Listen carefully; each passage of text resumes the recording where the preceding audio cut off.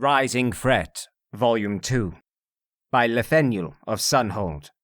Volume 2 in a series of books about the Thalmor. What happened after the Tower of Crystal-like Law fell was a daze. It was as if my mind simply stopped. Instinct took over, as my every thought sank into a black abyss of despair. Time lost all meaning, and to this day, I know not how long I was in this state. Eventually, a conscious thought managed to break my fugue. The Daedric horde had vanished, gone as suddenly as they had come.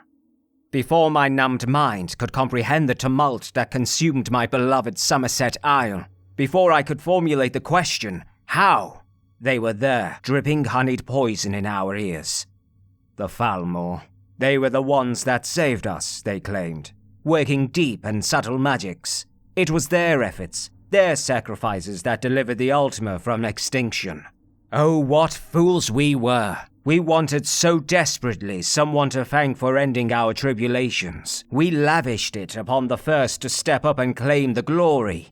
With that simple act of gratitude, we allowed a vile rot to seep into our homeland, to putrefy our once noble and distinguished civilization. It was months before I began to suspect the error we had made. Small twinges of unease would vex me, but each one alone was easy enough to disregard and push aside. The exile of the great seer mage Rhinandor the Bold was the final doubt that I could not ignore. You see, Rhinandor was one of the very few who survived the collapse of the Crystal Tower. I saw some of his bravery and heroics with my own eyes. It was his leadership and sorcery that made the Daedra pay such a high price for their destruction of the Crystal Tower. The Thalmor besmirched his name when he had the audacity to publicly doubt and question their role in ending the Oblivion crisis on Somerset Isle. Rhinandor made the mistake of ignoring the consensus gentium, trusting instead to logic and facts. The shrewdness of the Thalmor, however, was not such to allow something as trivial as the truth to stand in their way.